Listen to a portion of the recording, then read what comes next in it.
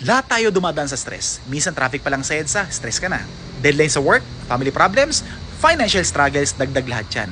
Pero kapatid, tandaan mo, normal lang stress. Ang hindi normal, yung manatili kang kakainin nito. Matthew 11:28, come to me all who labor are heavily laden and I will give you rest. Kaya si mismo, si Jesus, ang nagbigay ng invitasyon, come to me. Hindi come to social media, hindi come to milk tea, kundi come to me. Siya lang ang tunay na nagbibigay ng kapahingahan. Pero paano po ba natin may mamanage itong ganitong practical steps? Number 1, pause and breathe.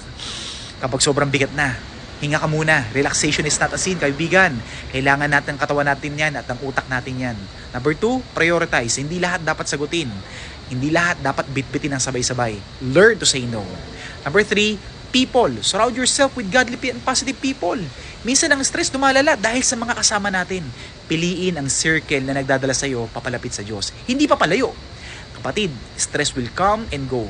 Pero ang presence sa Lord never mawawala. Tandaan mo, hindi ka meant to carry it all. Kasi may Diyos na handang tumulong at magbigay ng kapahingahan. Number 4, pray. Ito ang pinakamahalaga. Yung hindi mo kayang buhatin, kaya ni Lord yan. Ikas mo sa Kanya ang lahat. 1 Peter 5:7, cast all your anxieties on Him because He cares for you.